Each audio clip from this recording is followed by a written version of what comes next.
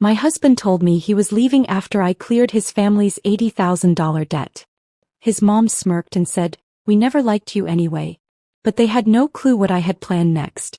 I sat there staring at the zeros on my bank statement, a hollow victory etched across my face.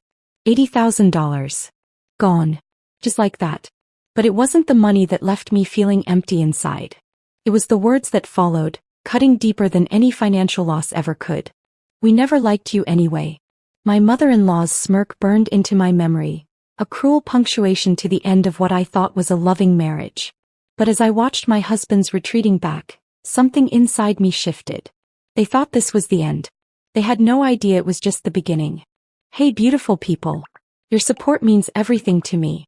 Help me reach my next big milestone by hitting that subscribe button. It's free, supports the channel, and ensures you never miss an amazing video. Let's dive in. When I first met Jack, it was like a scene straight out of a romantic comedy. I was juggling an armful of books at the university library, and he came to my rescue just as they were about to tumble to the floor. Our eyes met, and I swear I could hear the swelling of orchestra strings in the background. His warm brown eyes crinkled at the corners when he smiled, and I was instantly smitten. We dated for 2 years before he proposed. It was a simple affair, a picnic in the park where we had our first date. When he got down on one knee, I didn't hesitate for a second. "Yes," I exclaimed, throwing my arms around him. I thought I knew what true happiness felt like at that moment. The wedding was small but beautiful. Jack's family seemed welcoming enough, if a bit reserved. His mother, Eleanor, hugged me and whispered, "Welcome to the family, dear." I was over the moon, ready to start our life together. The first few years of our marriage were blissful. We were young, in love, and full of dreams. Jack had just started his career in finance, and I was working as a teacher. We weren't rich by any means, but we were comfortable. We talked about buying a house, starting a family, all those things young couples dream about. But beneath the surface, financial pressures were building. Jack's salary wasn't increasing as quickly as we'd hoped, and the cost of living in the city was skyrocketing. We started to argue more about money, about our future plans. Still, I believed we could weather any storm together. Then came the night that changed everything. Jack came home late, his tie loosened, a haunted look in his eyes. I knew something was wrong before he even opened his mouth. "Sarah," he said, his voice barely above a whisper, "I need to tell you something." My heart raced as he explained. His family, his parents and his younger sister, were in deep financial trouble. Years of poor investments and lavish spending had caught up with them. They were facing bankruptcy, possible legal troubles, and the loss of their home. "How much?" I asked, dreading the answer. $80,000, Jack replied, his eyes pleading. "If we can help them clear this debt, they can avoid bankruptcy. They can start over." I felt like I'd been punched in the gut. $80,000 was more than our combined annual salary. It was our future house, our future children's college fund, our safety net, all gone in an instant. But I loved Jack. And despite their cool demeanor towards me, I thought of his family as my own. So, I made a decision that would alter the course of our lives forever. "We'll do it," I said, taking Jack's hand. "We'll help them." The next few months were a blur of financial maneuvering. We emptied our savings account, took out a second mortgage on our small apartment, and I even sold the jewelry my grandmother had left me. Every penny we could scrape together went towards clearing Jack's family's debt. It was hard, harder than anything I'd ever done. I took on extra tutoring jobs in the evenings and on weekends. Jack worked overtime, coming home late most nights. We barely saw each other, but I told myself it was worth it. We were saving his family, strengthening our bond, proving our love. The day we made the final payment, I felt a mix of exhaustion and relief. It was over. We had done it. Jack's family was saved from financial ruin, and now we could focus on rebuilding our own lives. I expected gratitude, maybe a family dinner to celebrate our collective perseverance. Instead, I got silence. No thank you, no acknowledgement of the sacrifice we'd made. When I brought it up to Jack, he brushed it off. "They're proud people, Sarah," he said. "It's hard for them to accept help, even from family. Give them time." So I gave them time. Weeks turned into months. Our own financial situation remained precarious, but I held on to hope. We had overcome this massive hurdle together. Surely our love could conquer anything. Then came the day that shattered my world. I was in the kitchen trying to figure out how to stretch our meager groceries into another week of meals when Jack walked in. There was something different about him. A coldness in his eyes that I'd never seen before. "Sarah," he said, his voice devoid of emotion, "we need to talk." Those words. Those dreaded words that never precede anything good. "I'm leaving," he continued as if he was discussing the weather. "I can't do this anymore. The financial stress, the responsibility, it's too much. I need a fresh start." I stood there, frozen, unable to comprehend what I was hearing. But we did this together," I stammered. "We sacrificed everything for your family. We can get through this." Jack shook his head. "There is no we anymore, Sarah. I'm sorry, but this is how it has to be." In a daze, I watched as he packed a bag. My mind raced, trying to make sense of what was happening. This couldn't be real. After everything we'd been through, everything we'd sacrificed, how could he just walk away? As Jack headed for the door, a thought struck me. "Wait," I said, my voice shaking. "What about your family? The debt we paid off?" He paused, his hand on the doorknob. For a moment I saw a flicker of something in his eyes. Guilt? Regret? But it was gone as quickly as it appeared. "They'll be fine," he said flatly. "You should talk to them." And just like that he was gone. I don't know how long I stood there staring at the closed door. Minutes? Hours? Time seemed to lose all meaning. Eventually I found myself picking up the phone, dialing the number I knew by heart. Eleanor, my mother-in-law, answered on the third ring. "Hello." Her voice was cool, distant. "Eleanor," I said, fighting to keep my voice steady. "It's Sarah. Jack just left. He said I should talk to you about the debt we paid off." There was a pause, then a soft chuckle that sent chills down my spine. "Oh, Sarah," Eleanor said, her voice dripping with condescension. "Did you really think that money would buy you a place in our family? We never liked you anyway." Jack finally came to his senses. The phone slipped from my numb fingers, clattering to the floor. Eleanor's words echoed in my head, each repetition like a knife twisting in my heart. "We never liked you anyway. We never liked you anyway. We never liked you anyway." As the full weight of the betrayal crashed over me, something inside me began to change. The hurt, the humiliation, the sheer injustice of it all began to crystallize into something harder, colder. They thought they had won. They thought they could use me, discard me, and walk away unscathed. But as I stood there in my empty apartment, surrounded by the remnants of a life I thought I knew, a new emotion began to take root. Rage. Pure, unadulterated rage. And with that rage came a promise to myself. This wasn't over. Not by a long shot. They had no idea what I was capable of, but they were about to find out. As the rage coursed through my veins, I found myself pacing the apartment, my mind racing with a whirlwind of emotions. The betrayal, the humiliation, the sheer injustice of it all threatened to consume me. But beneath the chaos, a cold, calculating voice began to emerge. I stopped in front of the mirror, barely recognizing the woman staring back at me. Her eyes were red-rimmed, her hair disheveled, but there was a steely glint in her gaze that I'd never seen before. This woman wasn't a victim. She was a survivor. And she was out for blood. Taking a deep breath, I forced myself to think rationally. I needed to understand the full extent of what had happened. Only then could I plan my next move. I sat down at my small dining table and opened my laptop. With trembling fingers, I logged into our joint bank account. The balance stared back at me, a pitiful fraction of what it once was. I began to scroll through the transaction history, piecing together the financial puzzle of our demise. It had started small. A few thousand here, a few thousand there. Transfers to Jack's personal account that he had explained away as investments or family emergencies. I had trusted him implicitly, never questioning, always supportive. What a fool I'd been. As the amounts grew larger, so did the frequency of the transfers. The final payment, a staggering sum that had emptied our savings account, had been made just 2 weeks ago. The timing was no coincidence. They had waited until the money was safely in their possession before discarding me like yesterday's trash. I leaned back in my chair, a bitter laugh escaping my lips. They had played me perfectly. The loving husband, the welcoming family, it had all been an act. An elaborate con to solve their financial woes at my expense. But their perfect plan had one fatal flaw. They had underestimated me. I spent the next few days in a frenzy of activity. I canceled our joint credit cards, changed the locks on the apartment, and consulted a lawyer about my options. The news wasn't good. Without proof of fraud, the money I had willingly given to Jack's family was considered a gift in the eyes of the law. I had no legal recourse to reclaim it. The lawyer's words echoed in my head as I left his office. "I'm sorry, Mrs. Thompson, but there's nothing we can do. My advice would be to cut your losses and move on." Move on. As if it were that simple. As if I could just forget the years of my life I had wasted, the dreams I had sacrificed, the future that had been stolen from me. Oh. Moving on wasn't an option. But moving forward, that I could do. I threw myself into work, picking up every extra shift and tutoring job I could find.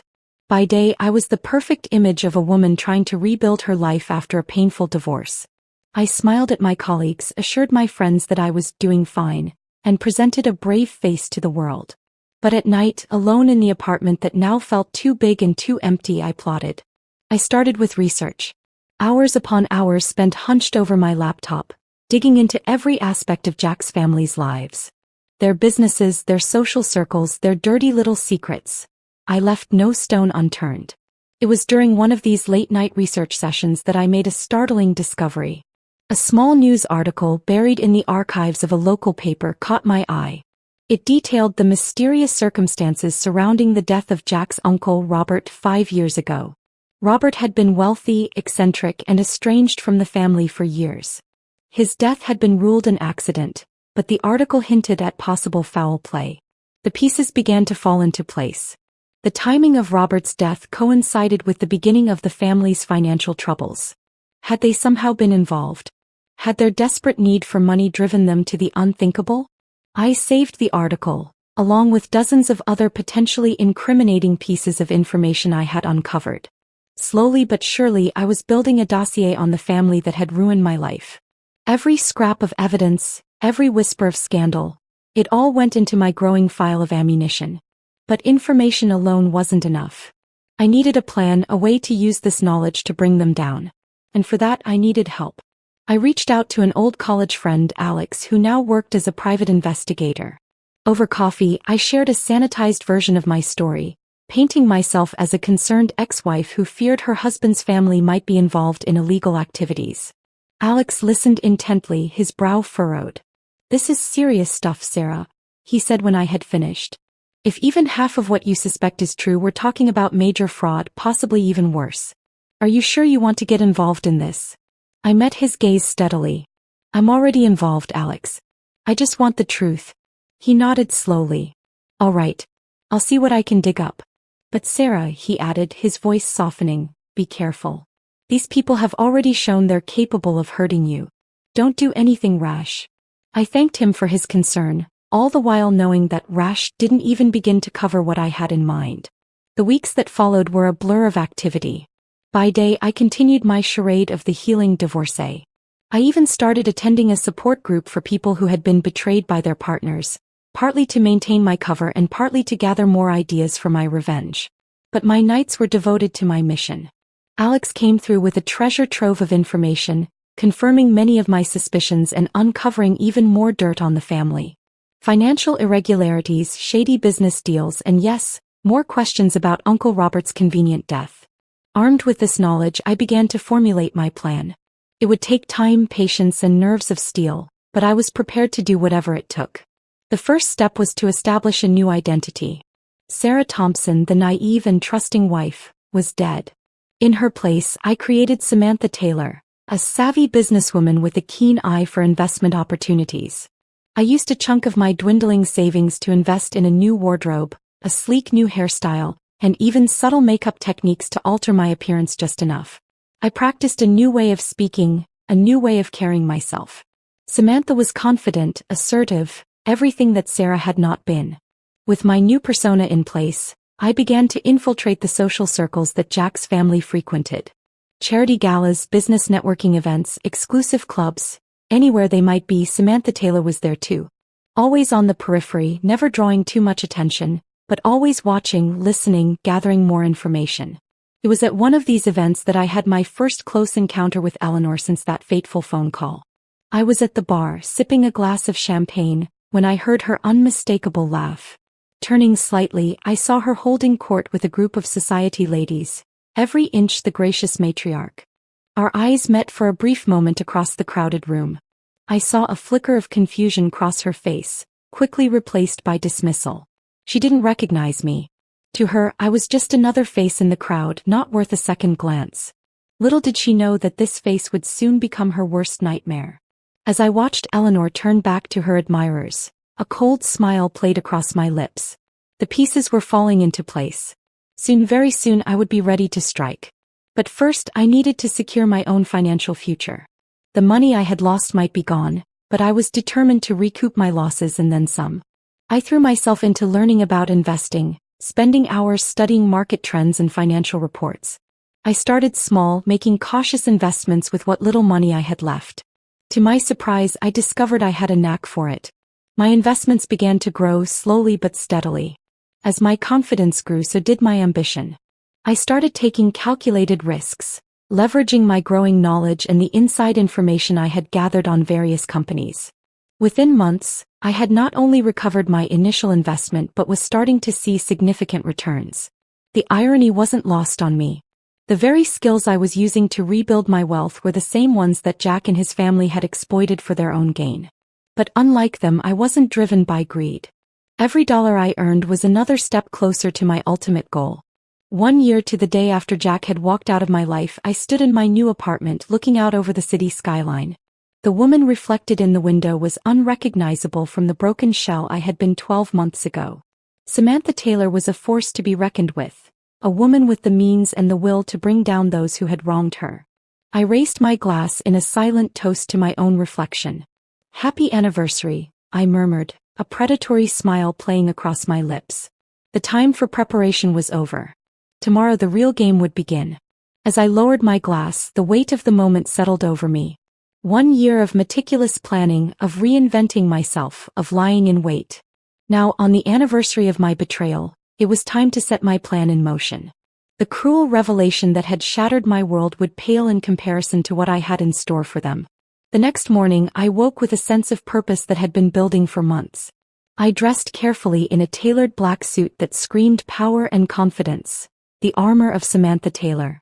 As I applied my makeup, I studied my reflection. The woman staring back at me was unrecognizable from the naive teacher who had given everything for love. Good. That woman was dead. My first stop was a small cafe across town, far from my usual haunts. I'd arranged to meet Alex there, away from prying eyes. He was already seated in a corner booth when I arrived, a manila envelope on the table in front of him. "You sure about this, Sarah?" he asked as I slid into the seat across from him. Even after a year, he struggled to call me Samantha. "Once you start down this road, there's no turning back." I met his concerned gaze with steely determination. "I'm sure, Alex. They took everything from me. It's time they learned the cost of their actions." He nodded slowly, sliding the envelope across the table. "Everything you asked for is in here. Financial records, communication logs, witness statements about Robert's death. It's all circumstantial, but it's enough to start asking questions," I finished for him. "Thank you, Alex. I couldn't have done this without you." As I stood to leave, he caught my wrist. "Sarah, Samantha, be careful. These people, they're dangerous. If they realize what you're doing." I gave him a small, cold smile. "Don't worry about me, Alex. I'm not the same woman they thought they could discard. I'm ready for whatever comes next." With the envelope tucked safely in my briefcase, I made my way to my next appointment. Over the past year, I'd cultivated a relationship with Janet Moore, an ambitious young journalist always on the lookout for her big break. We met in a busy coffee shop, the buzz of conversation providing cover for our meeting. "Miss Taylor," Janet greeted me eagerly. "You said you had a story for me?" I nodded, sliding a USB drive across the table. "Everything's on here. Financial fraud, tax evasion, and possible involvement in a suspicious death. All tied to one of the city's most prominent families." Janet's eyes widened as she pocketed the drive.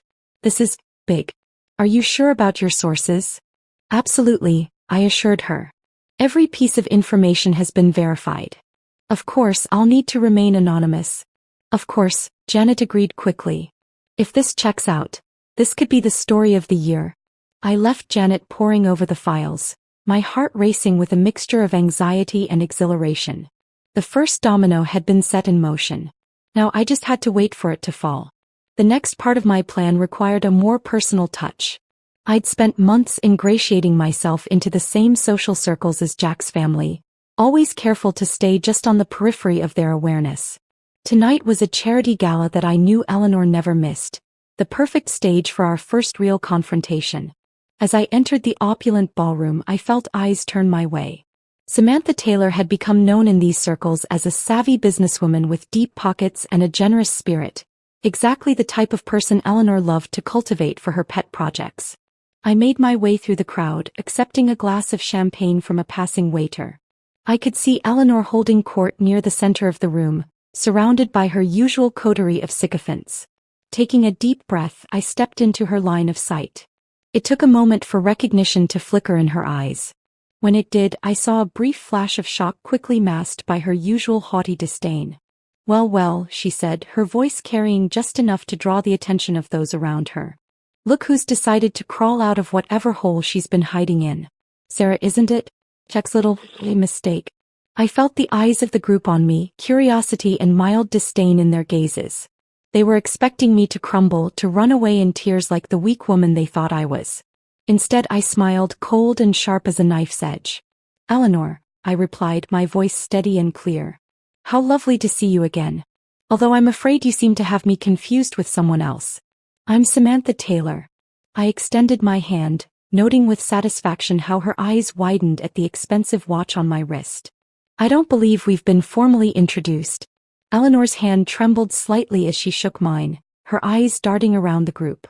I could almost see the gears turning in her head, trying to figure out how to play this unexpected development. Of course," she stammered, her usual poise faltering. "My mistake. Welcome, Miss Taylor. Are you new to our little circle?" "Relatively," I replied smoothly. "I've only recently moved my business interests to this area.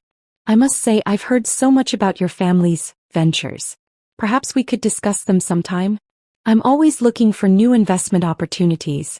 Eleanor's face paled slightly at my words, a flicker of fear passing behind her eyes. Yes, perhaps. If you'll excuse me, I see someone I must speak with." As she hurried away, I could feel the curious gazes of the group on me. I gave them an enigmatic smile before melting back into the crowd. The seed had been planted. Now I just had to watch it grow. Over the next few days, I kept a close eye on the news. Janet didn't disappoint. The story broke on a Tuesday morning, splashed across the front page of the city's most respected newspaper. "Prominent family implicated in financial fraud and death investigation," the headline screamed. I watched from my apartment as the story spread like wildfire. By noon it was on every news channel. By evening, federal investigators were publicly announcing a probe into the family's finances. My phone buzzed with a text from Alex. "It's happening. Are you okay?" I typed back a quick response. "Better than okay. This is just the beginning." As satisfying as it was to see the family's carefully cultivated image begin to crumble, I knew this was just the first salvo in what would be a long campaign. They would fight back, of course. They had money, connections, influence. But so did I now. And unlike them, I had nothing left to lose. The next morning, I received an unexpected call. The number was unfamiliar, but I had a feeling I knew who it was. "Hello." I answered, keeping my voice neutral. "You think you're clever, don't you?" Jack's voice was tight with barely controlled rage. "You think you can just waltz back into our lives and destroy everything we've built?" I allowed myself a small, cold smile. "I'm sorry, who is this?" "Don't play games with me, Sarah," he snarled. "I know it was you behind that article. What do you want? Money? Is that it? You want your precious $80,000 back?" "Oh, Jack," I said, my voice dripping with false sympathy. "You still don't get it, do you? This isn't about money. This is about justice. This is about consequences. You and your family thought you could use me and throw me away like garbage. You're about to learn how wrong you were." There was a long pause on the other end of the line. When Jack spoke again, his voice was quieter, almost pleading. "Sarah, please. Whatever you think you're doing, it's not too late to stop. We can talk about this. We can make things right." For a moment, I felt a flicker of the old Sarah, the woman who had loved this man, who had believed in the goodness of people. But then I remembered the coldness in his eyes as he walked out, the cruelty in Eleanor's voice as she dismissed me. No, Jack, I said firmly. It is too late. Far, far too late. You made your choice a year ago. Now it's time to face the consequences. I ended the call, my heart pounding. There was no going back now. The gauntlet had been thrown down, the battle lines drawn. As I looked out over the city, a city that had once felt so big and overwhelming but now seemed like my personal chessboard, I felt a surge of grim satisfaction. They thought they had seen the worst of me that day a year ago, broken and betrayed in my empty apartment. They had no idea what I was truly capable of. But they were about to find out. As I ended the call with Jack, a surge of adrenaline coursed through my veins. The initial shock of my reappearance had faded, and now the real game was about to begin.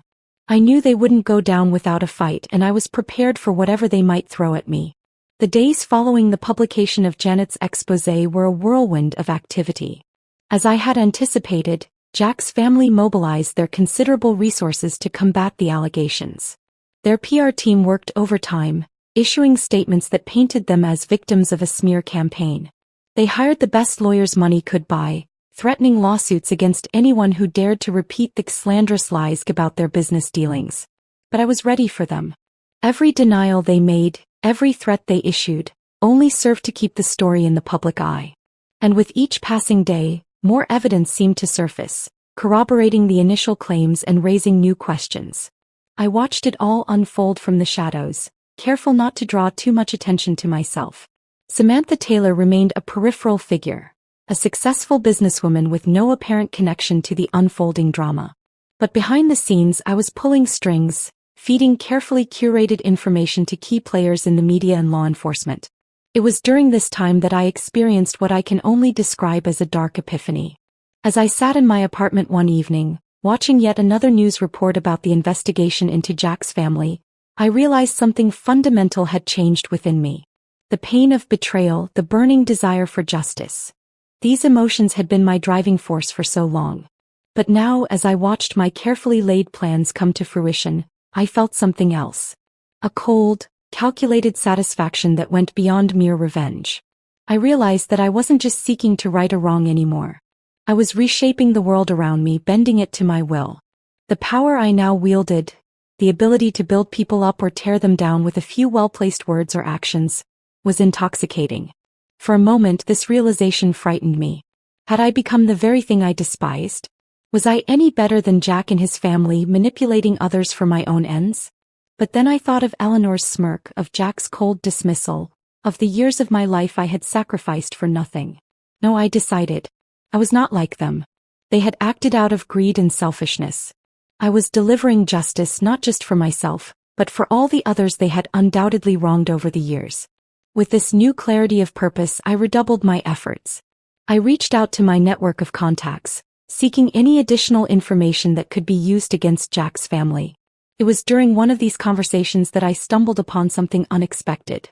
An old business associate of Jack's father let slip a crucial piece of information: the existence of an offshore account that hadn't been mentioned in any of the financial records I had uncovered so far.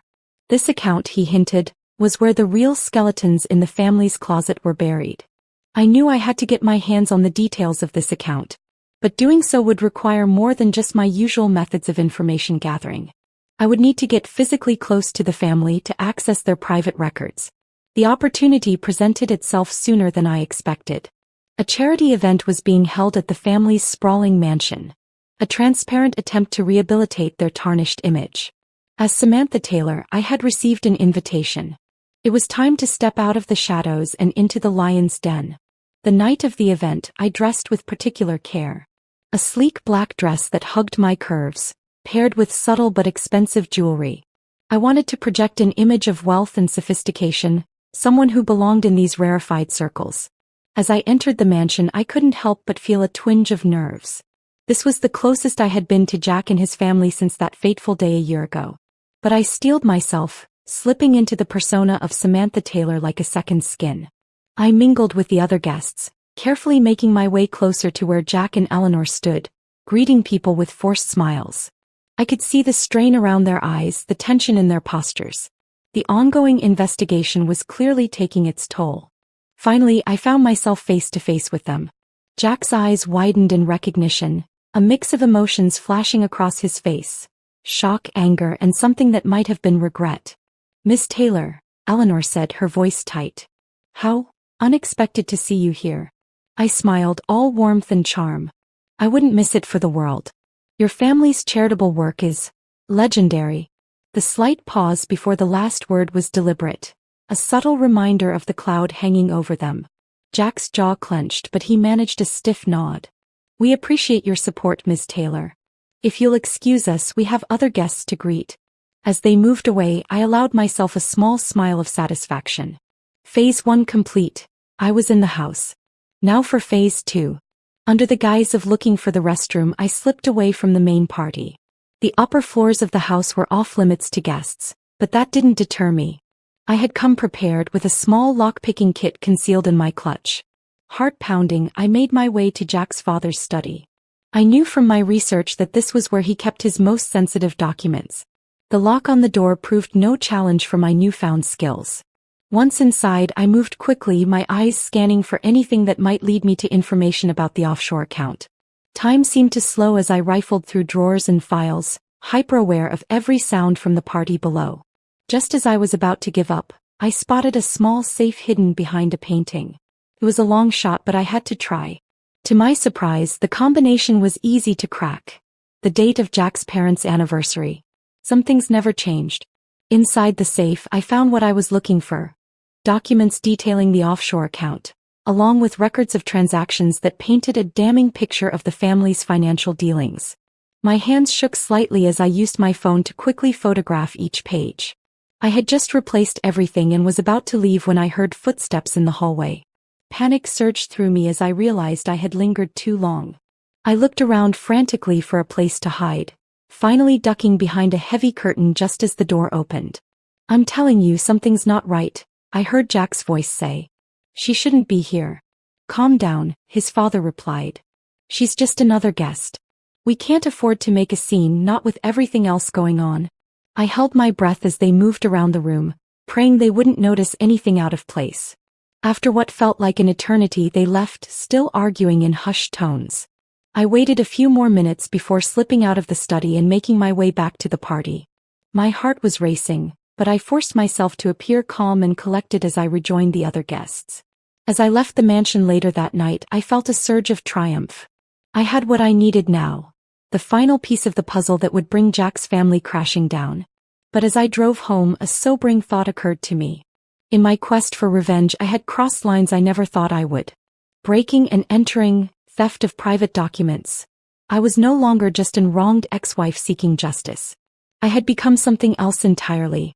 The realization should have troubled me more than it did. Instead, I felt a grim sense of satisfaction. I had adapted, evolved into what I needed to be to see this through. As I walked into my apartment, I caught sight of my reflection in the mirror. The woman who looked back at me was a stranger, harder, colder, more determined than ever. "No turning back now," I whispered to my reflection. The die was cast. Whatever happened next, I was committed to seeing this through to the bitter end. As I stood there, staring at my reflection, I knew that the next phase of my plan needed to begin immediately. The information I had obtained from Jack's father's safe was a ticking time bomb, and I needed to use it strategically. The following morning, I woke up early, my mind already racing with plans. I knew that simply releasing the information about the offshore account would cause a splash, but it wouldn't be enough to bring down the entire family. I needed to craft a narrative, to set the stage in a way that would make the fall of Jack's family not just a possibility, but an inevitability. My first step was to reach out to Janet, the journalist who had broken the initial story. Over a secure line, I hinted at new developments, stoking her curiosity without revealing too much. "Keep your eyes open," I told her. "Things are about to get very interesting." Next, I turned my attention to social media. Over the past year, I had cultivated a network of influential accounts across various platforms. Some were real people I had carefully befriended as Samantha Taylor. Others were carefully crafted personas I had created myself. Now it was time to put this network to use. I began by subtly seeding doubt about the family's denials of wrongdoing. A tweet here, a Facebook post there, all carefully worded to seem like innocent speculation rather than a coordinated attack. I watched with satisfaction as these posts began to gain traction, picked up and amplified by others who had their own reasons to distrust the wealthy and powerful. As this online whisper campaign grew, I turned my attention to more direct action. I had spent months documenting every questionable deal, every hint of impropriety I could find related to Jack's family. Now, I began anonymously sending this information to relevant authorities, tax officials, financial regulators, even local law enforcement. I was careful to space out these revelations, to make it seem like multiple sources were coming forward independently. Each new piece of information I released was calculated to build on the last, creating a damning picture of corruption and deceit that spanned generations. All the while, I maintained my public persona as Samantha Taylor. I attended charity events, made strategic investments, and continued to build my reputation as a savvy businesswoman. To the outside world, I was completely disconnected from the growing scandal surrounding Jack's family. But behind the scenes, I was orchestrating every move. I watched with a mix of satisfaction and cold detachment as the pressure on the family began to mount. News reports became more frequent and more critical. Whispers of criminal investigations grew louder. Former associates began to distance themselves, afraid of being caught in the fallout. Through my network of contacts, I heard that Jack and his family were starting to feel the strain. Their once solid facade was beginning to crack. Eleanor had been overheard having a heated argument with her husband at a restaurant, their voices carrying despite their attempts at discretion. Jack had started drinking heavily, showing up to business meetings unkempt and irritable. It was during this time that I received an unexpected visit from Alex, my old friend and private investigator. He showed up at my apartment one evening, his face grave. "Sarah," he said, reverting to my old name despite my protests. "I need to know, how far are you planning to take this?" I invited him in, pouring us both a glass of wine before responding. "As far as necessary," I said simply. "They need to pay for what they've done." Alex sighed, running a hand through his hair. "I get that, I do. But Sarah, Samantha, whatever you want to call yourself now. This isn't just about exposing some financial misdeeds anymore. The stuff you've been digging up, the way you're releasing it, you're systematically destroying these people's lives." I felt a flicker of annoyance at his words. "And what about my life?" I countered. "They destroyed it without a second thought. Why should I show them any mercy?" "Because if you don't," Alex said quietly, "you might lose yourself in the process. I've seen it happen before. People get so focused on revenge that they become something they never meant to be." His words hit closer to home than I wanted to admit. I thought about the woman I had seen in the mirror the night before, the stranger with cold eyes and a colder heart. For a moment I felt a pang of doubt. Was I going too far? But then I remembered Eleanor's smirk, Jack's casual cruelty as he walked out on me. The doubt hardened into resolve. "I appreciate your concern, Alex," I said, my voice steady. "But I know exactly what I'm doing. And I'm prepared to face the consequences." Alex looked at me for a long moment, then nodded slowly. "I hope you know what you're doing," he said as he stood to leave. "Just be careful. These people, they're not going to go down without a fight." After he left, I sat alone in my apartment, turning his words over in my mind. Alex was right about one thing: Jack's family wouldn't give up easily. They had too much to lose. I needed to be prepared for their counterattack. Over the next few weeks, I redoubled my efforts. I reached out to former employees of the family's businesses, offering anonymity in exchange for any information they might have. Many were hesitant at first, but as the public tide turned against their former employers, more and more began to come forward. Each new revelation was like a piece of a puzzle, fitting together to create a damning picture of decades of corruption, exploitation, and deceit. The offshore account I had discovered was just the tip of the iceberg. There were shell companies, fraudulent charities, even hints of connections to organized crime. As I compiled this information, I began to notice a pattern. Many of the family's worst excesses seemed to coincide with periods of financial strain. It was as if they viewed ethical behavior as a luxury they could only afford when times were good. This realization gave me an idea. If I could put enough financial pressure on the family, force them into a corner, they might make a desperate move, one that would expose their true nature to the world once and for all. With this in mind, I began to adjust my strategy. Instead of just exposing past misdeeds, I started to target their current income streams. Through my business connections, I quietly advised investors to pull out of the family's ventures. I used my social media network to start rumors about the stability of their companies. The effect was slow at first, but as the weeks went by, it began to snowball. Stock prices for companies associated with the family began to drop. Longtime business partners started to distance themselves. The once mighty financial empire that Jack's family had built began to show signs of crumbling. Throughout all of this, I maintained my cover as Samantha Taylor. I even reached out to Jack directly, offering my sympathies for the difficulties his family was facing. The conversation was tense, filled with unspoken accusations and barely concealed hostility.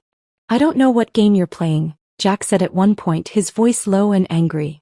"But if you think you can take us down, you're sadly mistaken. We've weathered worse storms than this."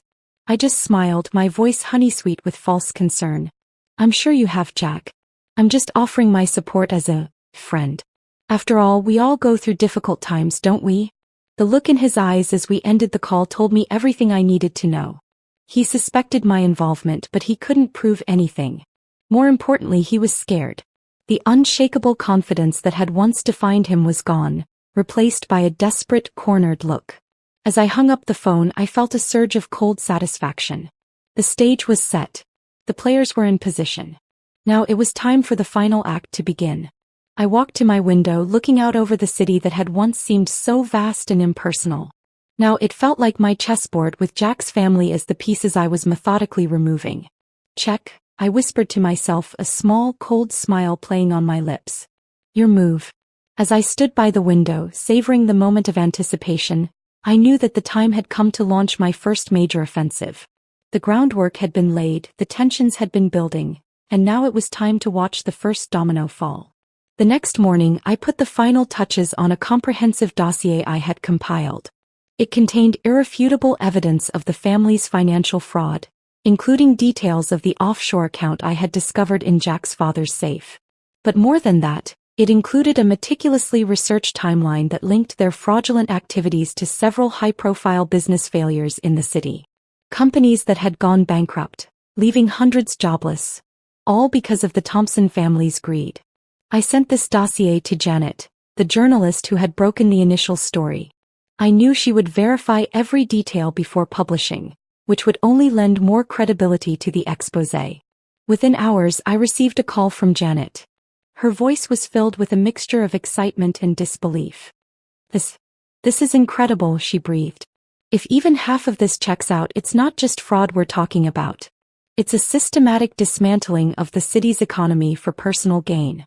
How did you get all this?" I smiled to myself, pleased by her reaction. "I have my sources," I replied cryptically. "The important thing is, can you run with it?" "Can I? This is the story of a lifetime. But, are you sure about this? Once this goes public, there's no going back. The Thompsons will be ruined." For a moment, I felt a flicker of hesitation. Was I really ready to destroy the family so completely? But then I remembered the cold dismissal in Jack's eyes, the cruel smirk on Eleanor's face. My resolve hardened. "I'm sure," I said firmly. "The public deserves to know the truth." The story broke the next day, splashed across the front page of every major newspaper and leading every news broadcast. The reaction was immediate and explosive. Social media exploded with outrage. Longtime business associates publicly distanced themselves from the family, and within hours there were calls for a formal investigation. I watched it all unfold from the safety of my apartment, a glass of champagne in hand. It was surreal to see the fruits of my labor playing out on such a grand scale. The family's carefully constructed image was crumbling before my eyes, and I felt a surge of vindication. But I knew this was just the beginning. The Thompsons wouldn't go down without a fight, and I had to be prepared for their counterattack. It came sooner than I expected. That evening, as I was preparing for bed, my phone rang. It was an unknown number, but I had a feeling I knew who it was. "Hello, Sarah." Jack's voice came through tight with barely controlled rage. "Or should I say Samantha? I have to hand it to you, I didn't think you had it in you." I kept my voice cool and composed. "I'm sorry, who is this?" "Don't play dumb," he snarled. "We know you're behind this. I don't know how you got that information, but if you think you can take us down, you're sadly mistaken. We have resources you can't even imagine." "Is that a threat, Jack?" I asked, allowing a hint of steel to enter my voice. "Because from where I'm standing, You're not in much of a position to be making threats. There was a long pause on the other end of the line. When Jack spoke again, his voice was quieter, almost pleading. Sarah, please. Whatever you think we've done to you, this isn't the way. We can talk about this. Make things right. For a moment, I felt a flicker of the old Sarah, the woman who had loved this man. But then I remembered the coldness in his eyes as he left me, the casual cruelty with which he had discarded our life together. My heart hardened. Make things right. I repeated, my voice dripping with sarcasm. Oh, Jack. It's far too late for that. You made your choice a year ago. Now you get to live with the consequences. I ended the call before he could respond, my heart pounding. I knew I had just thrown down the gauntlet and the real battle was about to begin. Over the next few days, I watched as the Thompsons scrambled to contain the damage.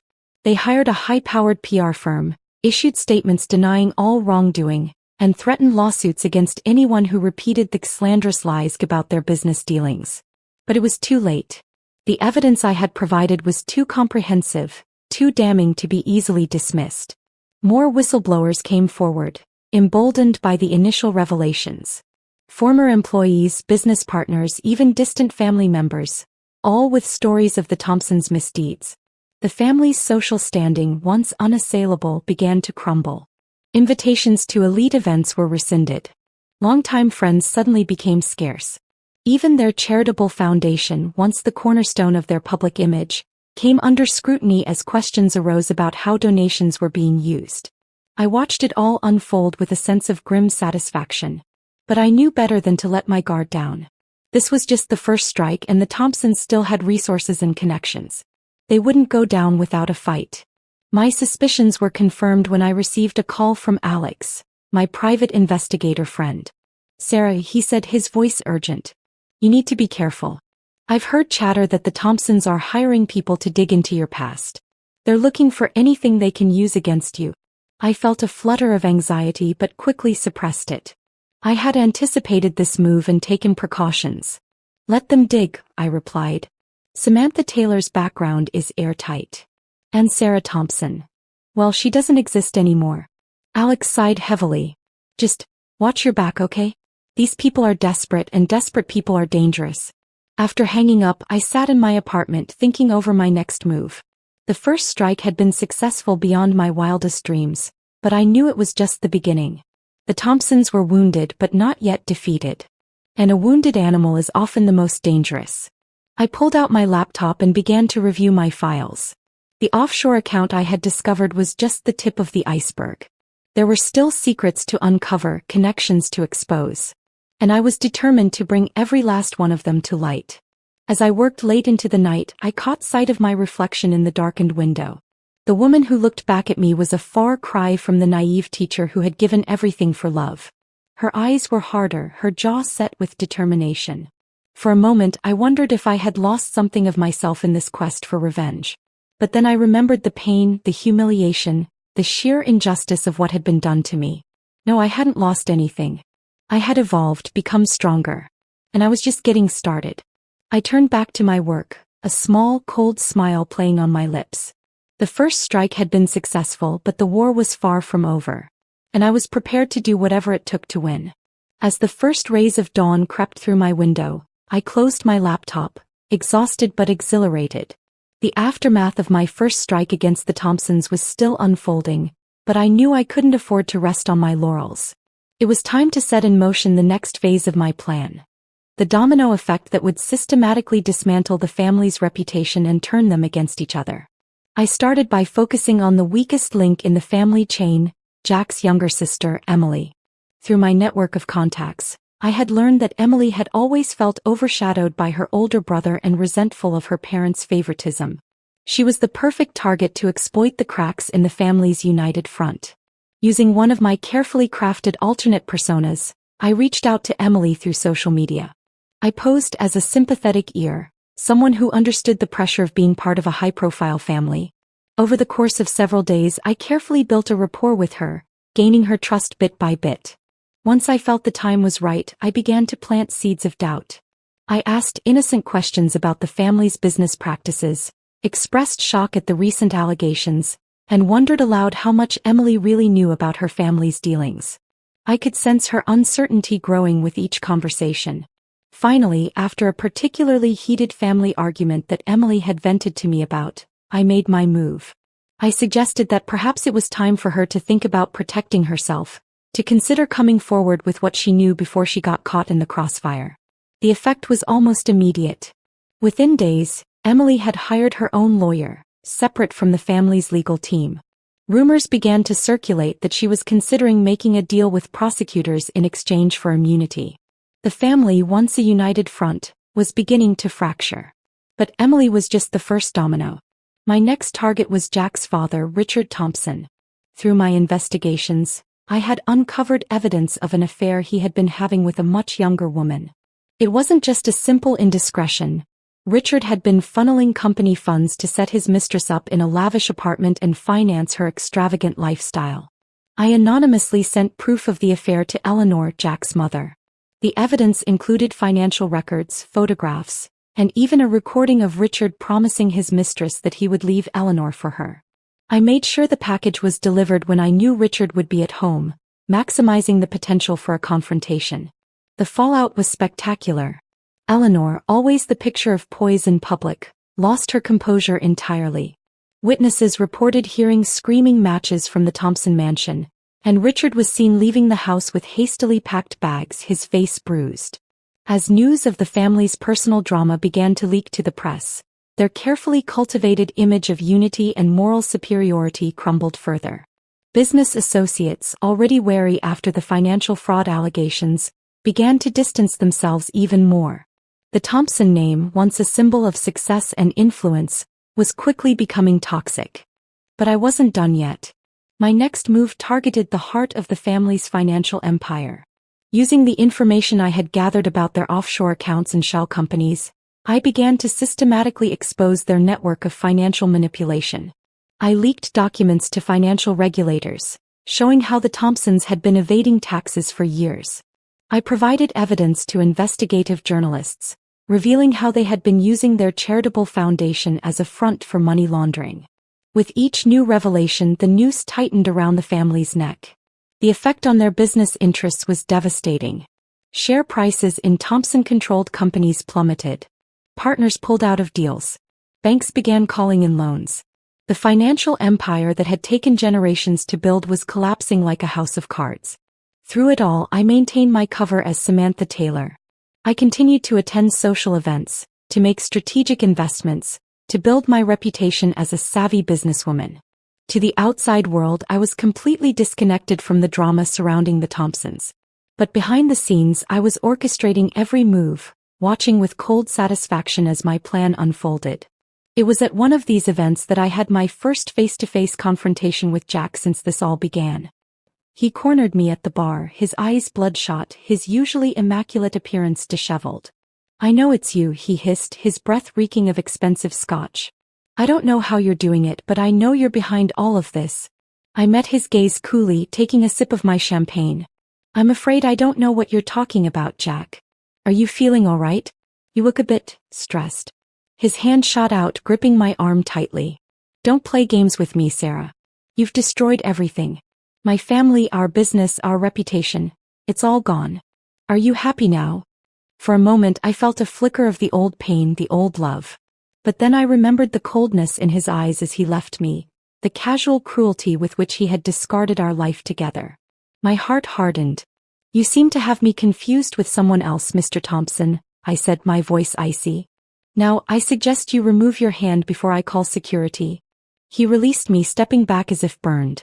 The look in his eyes was a mixture of fury and desperation. "This isn't over," he growled before storming away. As I watched him go, I felt a surge of triumph. The mighty Jack Thompson reduced to a drunken, paranoid wreck. It was everything I had dreamed of and more. But even as I savored my victory, a small voice in the back of my mind whispered a warning. Was this really justice, or had I crossed a line into something darker? The woman I used to be, the kind, compassionate teacher who believed in second chances, would have been horrified by what I had become. I pushed the thought aside. There was no room for doubt, not when I was so close to achieving my goal. The Thompsons had shown me no mercy, no compassion.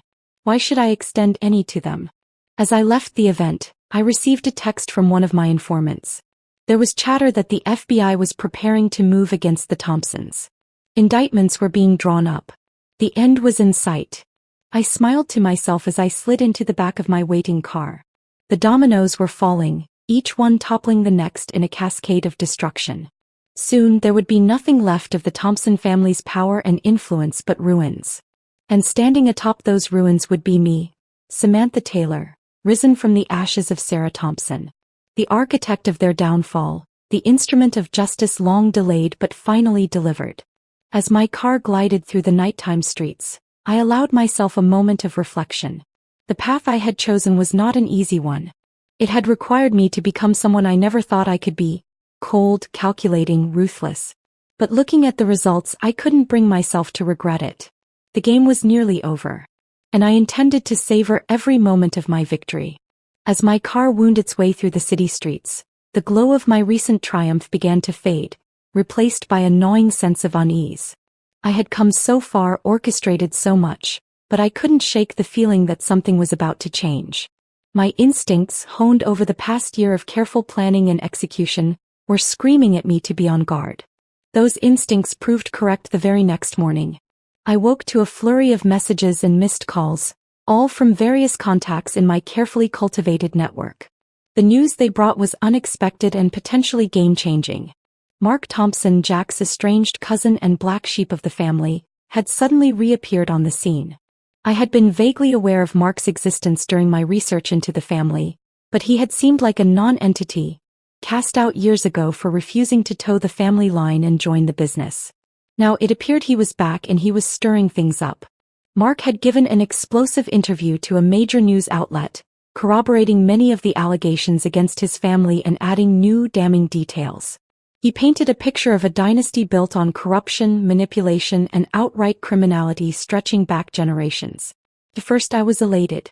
This was an unexpected ally, someone from within the family itself turning against them. It lent credibility to all the evidence I had been carefully leaking. But as I dug deeper into Mark's sudden reappearance, my elation turned to concern. Mark wasn't just talking to the press. He was meeting with federal investigators, promising to provide documents and testimony that could blow the case wide open. This should have been good news, but it presented a problem. Mark had information I didn't, details about family history and inner workings that I couldn't have known. If he took center stage in the investigation, it could derail my carefully laid plans. I needed to meet this unexpected ally, to gauge his motivations and see if I could steer him in a direction that aligned with my goals.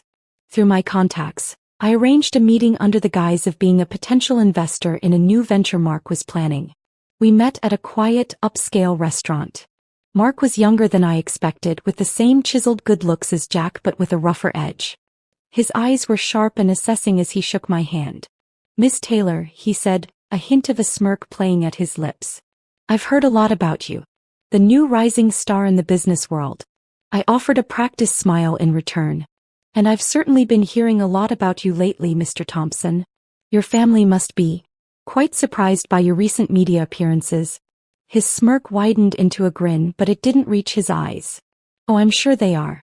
But then they shouldn't be. They've had this coming for a long time." As our conversation progressed, I began to get a clearer picture of Mark Thompson. He was intelligent, charismatic, and driven by a deep-seated resentment towards his family. But there was something else, an underlying current of ambition that made me wary. "You know," Mark said, leaning in conspiratorially, "I've been watching everything that's been happening with the family.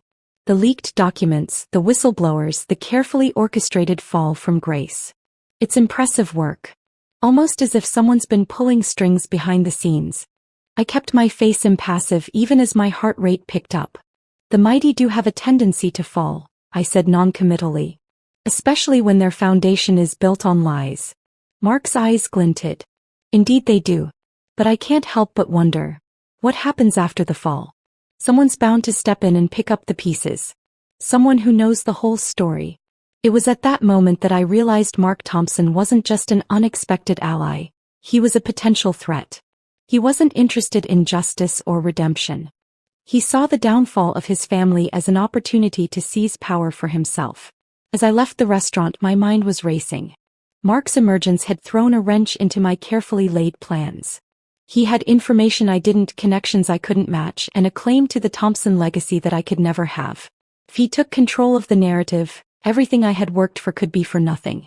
But even as I grappled with this new obstacle, another unexpected development was unfolding. My phone buzzed with a message from an unknown number. The content made my blood run cold. "I know who you are and what you're doing. We need to talk. Meet me at the old Thompson factory tomorrow at midnight. Come alone." My first instinct was to ignore it, to dismiss it as a trap. But something about the message, the choice of location, made me pause. The old Thompson factory had been the site of one of the family's earliest triumphs, long since abandoned and forgotten by most. It wasn't the kind of place an outsider would choose. Against my better judgment, I decided to go. But I wasn't going in unprepared. I reached out to Alex, my private investigator friend, and asked him to be on standby, ready to intervene if things went south. The next night, as I approached the dilapidated factory, every nerve in my body was on high alert. The moonlight cast eerie shadows across the abandoned lot, and the only sound was the crunch of gravel under my feet. As I neared the entrance, a figure stepped out of the shadows. My heart nearly stopped when I recognized her. It was Eleanor Thompson, Jack's mother and the family matriarch. "Hello, Sarah," she said, her voice as cool and collected as ever. Or should I say Samantha? "We have a lot to discuss." For a moment I considered turning and running. But I stood my ground, meeting her gaze steadily. "I'm listening," I said. Eleanor's lips curved into a small, humorless smile. "You've been busy this past year. Very busy indeed. I have to admit I underestimated you. We all did." "I'm not sure what you're talking about," I started to say, but she cut me off with a wave of her hand. "Please, let's not insult each other's intelligence. I know exactly what you've been doing. The leaked documents, the whisper campaigns, the strategic revelations. It's quite impressive, really. You've dismantled in months what took generations to build." I remained silent, waiting to see where this was going. Eleanor sighed, suddenly looking every one of her years. "What you may not realize, Sarah, is that you and I have more in common than you might think. I, too, once found myself cast aside by this family, used and discarded when I was no longer convenient. This was not at all what I had expected. Eleanor had always seemed the perfect matriarch, the steel at the core of the Thompson family. But as she began to tell her story, I found myself reassessing everything I thought I knew. Eleanor, it turned out, had married into the Thompson family as a young woman. Like me, she had been dazzled by their wealth and charm. And like me, she had soon found herself trapped in a world of secrets, lies, and ruthless ambition. "I made a choice back then," Eleanor said, her eyes distant with memory. "I chose to fight from within, to play their game but on my own terms. I've spent decades building my own power base, my own network of allies and informants. And now I'm ready to bring it all crashing down." I stared at her, my mind reeling. "Why are you telling me this?" I asked. Eleanor's gaze sharpened, focusing intently on me. "Because, my dear, I'm offering you a choice. You can continue on your current path, dismantling the family piece by piece. Or you can join forces with me and we can destroy them in one fell swoop." As I stood there in the moonlight, facing the woman I had long considered my enemy, I realized that the game had changed once again. New allies, new obstacles, and a decision that could alter the course of everything I had worked for. The path forward was suddenly less clear, the outcome less certain. But one thing remained constant: my determination to see this through to the end, whatever that end might be. Eleanor's offer hung in the air between us, heavy with potential and danger. For a long moment I stood silent, my mind racing through the implications of this unexpected alliance. Could I trust her? Was this another manipulation, a last-ditch effort by the Thompsons to regain control of the situation? But as I looked into Eleanor's eyes, I saw something I recognized: a cold, hard determination born of years of resentment and careful planning. It was the same look I saw in the mirror every day. "Why now?" I finally asked, my voice barely above a whisper in the still night air. "Why reach out to me after everything that's happened?" Eleanor's lips curved into a wry smile. "Because, my dear, you've done what I never could. You've brought them to their knees. But make no mistake, they're not defeated yet. Jack, Richard, the board members, they're planning something big. A last stand, if you will. And I want to be there when it all comes crashing down." I considered her words carefully. An alliance with Eleanor could give me insider information, access to resources I couldn't dream of. But it also meant trusting someone who had been at the heart of the family's machinations for decades. What exactly are you proposing? I asked, still wary. A joint offensive, Eleanor replied, her eyes glinting with anticipation. I have information about a secret board meeting happening in 3 days. Every major player in the Thompson Empire will be there, trying to salvage what's left of their power. It's the perfect opportunity to confront them all at once, to lay bare every dirty secret and corrupt deal. The idea was tantalizing. A chance to face them all, to see the look in their eyes as their world crumbled around them. It was everything I had been working towards. And what do you get out of this? I pressed, still not fully trusting her motives. Eleanor's face hardened. Revenge, pure and simple. They took my youth, my dreams, twisted me into something I never wanted to be. I want to watch it all burn. In that moment, I saw myself reflected in Eleanor. The pain, the anger, the all-consuming desire for retribution. It was a chilling realization. All right, I said finally. I'm in. But we do this my way. I've come too far to let anyone else take control now. Eleanor nodded, a look of respect flickering across her face. Agreed. Now let's plan our grand finale, shall we? The next 3 days were a whirlwind of activity. Eleanor provided me with detailed information about the upcoming board meeting, attendees, security measures, even the layout of the boardroom. I cross-referenced everything with my own sources, not willing to rely solely on her information. Meanwhile, I prepared my final dossier of evidence. Every shred of proof I had gathered over the past year, every damning email and incriminating financial record, all compiled into one devastating package. On the morning of the meeting, I stood in front of my mirror, carefully applying my makeup like war paint. The woman who looked back at me was a far cry from the broken, betrayed wife I had been a year ago. Today I was Samantha Taylor, avenging angel, come to deliver justice. Eleanor and I met outside the imposing Thompson corporate headquarters. She was dressed impeccably as always, but there was a fierce gleam in her eye that belied her calm exterior. Ready? She asked, offering me a small conspiratorial smile. I nodded, squaring my shoulders. Let's finish this. We strode into the building together, our heels clicking in unison on the marble floor. The security guards, recognizing Eleanor, waved us through without question.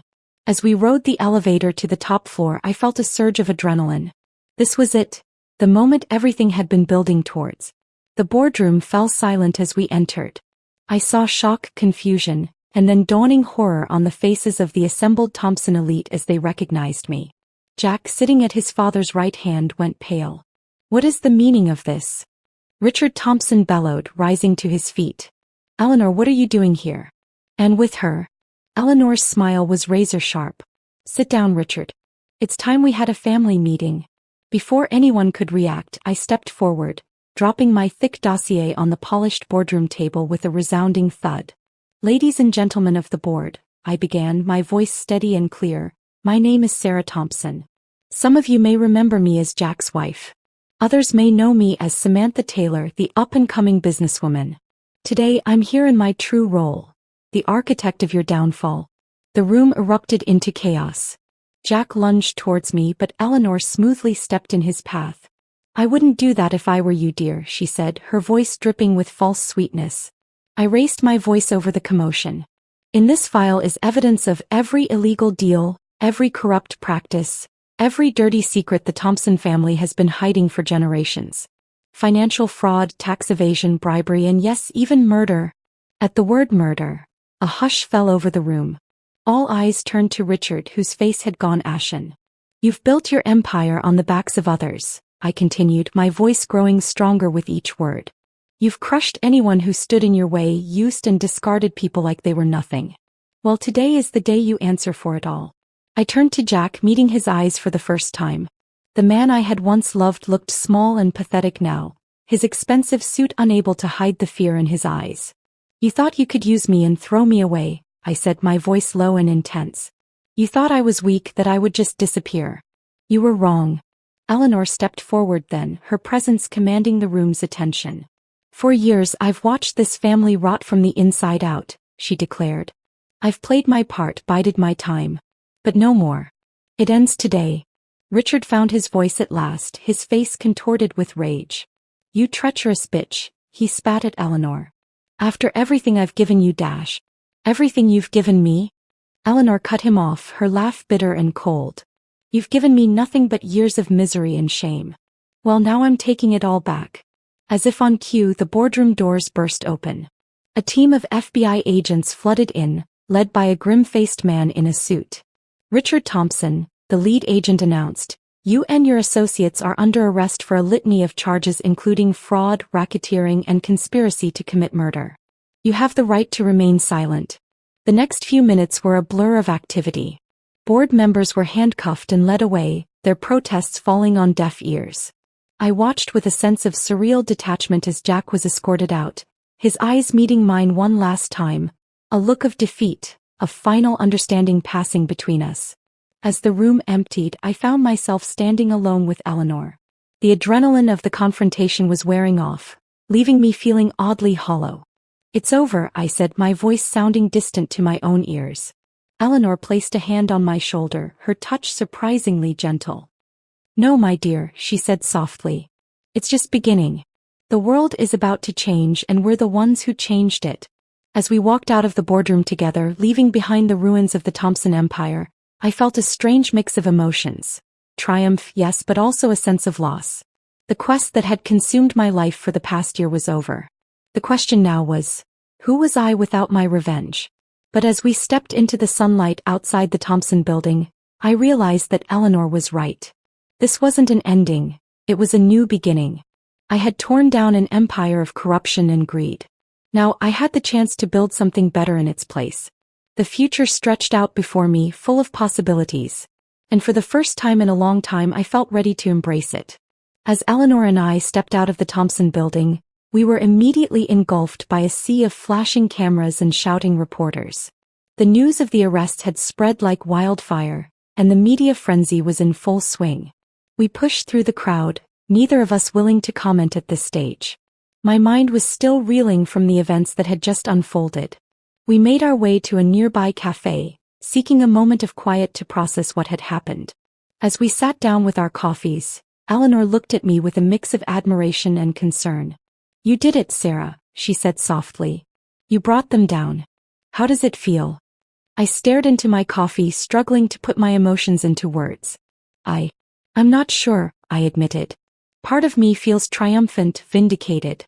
But there's also this emptiness I didn't expect." Eleanor nodded knowingly. "Revenge is a curious thing. Consumes you, drives you forward. But once it's achieved, it leaves a void." Her words resonated deeply. For so long, my entire existence had been focused on this singular goal. Now that it was accomplished, I felt adrift, unsure of my next move. The following days were a blur of legal proceedings, press conferences, and endless questions.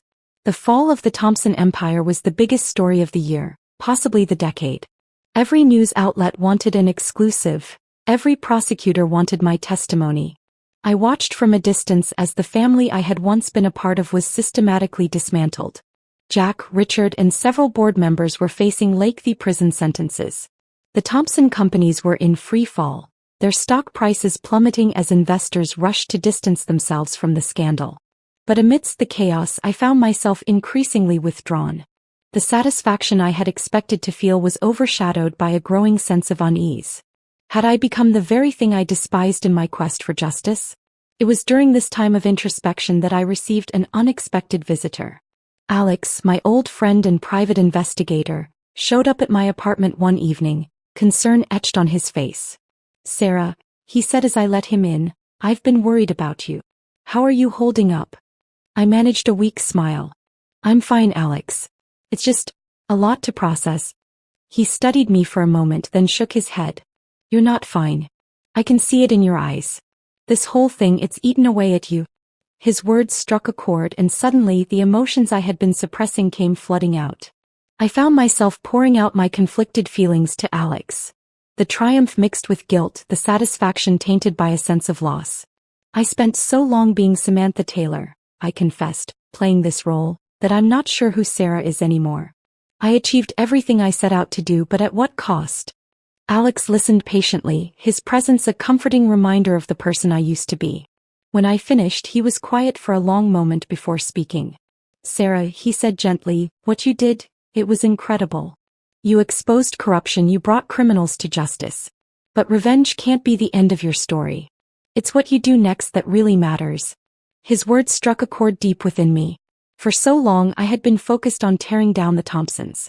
Perhaps now it was time to start building something of my own. Over the next few weeks I began to reevaluate my life and my choices. I started by reaching out to Janet, the journalist who had been instrumental in exposing the Thompson family's misdeeds. Together, we began working on a book that would tell the full story of the Thompson Empire's rise and fall. Writing the book was a cathartic experience. It allowed me to process everything that had happened, to see the events of the past year with a new perspective. As I recounted my journey from betrayed wife to avenging force, I began to reconnect with the person I used to be, the idealistic teacher who believed in justice and second chances. But I wasn't content with just telling the story. I wanted to do more, to make a positive impact with the knowledge and resources I had gained. That's when the idea struck me. A foundation dedicated to helping victims of corporate fraud and supporting whistleblowers. I threw myself into this new project with the same determination I had once applied to my revenge. I used my connections as Samantha Taylor to secure funding and support. The Sarah Thompson Foundation quickly gained traction, becoming a beacon of hope for those who had been wronged by powerful corporations. As the foundation grew, I found myself spending more time in my old neighborhood, working with community organizations and schools. It was during one of these visits that I ran into Tom, a fellow teacher from my old school. Sarah, he exclaimed, his eyes wide with surprise. Is that really you? I felt a moment of panic, my instincts screaming at me to retreat into my Samantha Taylor persona. But I took a deep breath and smiled. It's Tom. It's me. We talked for hours, catching up on everything that had happened. Tom listened with amazement as I gave him a condensed version of my story. When I finished, he shook his head in disbelief. I always knew you were strong, Sarah, he said, but this is incredible. You've been through so much, and yet here you are, still trying to make the world a better place. His words touched something deep inside me. For the first time in a long time, I felt like Sarah again. Not the naive woman I had been, but a stronger, wiser version of myself. As the months passed, I gradually stepped back from my Samantha Taylor persona. I didn't abandon her entirely. She was a part of me now, a reminder of what I was capable of. But I no longer needed her as a shield against the world. 1 year after the fall of the Thompson Empire, I stood on a stage, preparing to give a speech at a charity gala for the foundation. As I looked out over the crowd, I saw faces both familiar and new. Alex was there, beaming with pride. Janet sat with her notepad, ready to document the event. And in the back, almost hidden in the shadows, I spotted Eleanor, giving me a small nod of approval.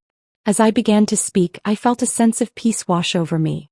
The journey had been long and difficult, filled with pain and darkness.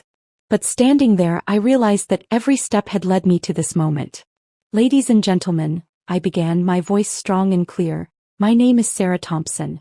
A year ago I stood in the shadows, driven by a need for revenge. Today I stand before you in the light, guided by a desire to make a difference. As I continued my speech, outlining the foundation's goals and achievements, I felt the last pieces of my old self falling into place. The woman who had been broken by betrayal, who had remade herself into an instrument of vengeance, had finally found her true purpose. The road ahead would not be easy. There would be challenges, setbacks, and moments of doubt. But for the first time in a long time, I was excited about the future. I had torn down an empire built on lies and corruption. Now I had the chance to build something meaningful in its place. As I concluded my speech to thunderous applause, I knew that this was not the end of my story. It was a new beginning, full of possibility and hope.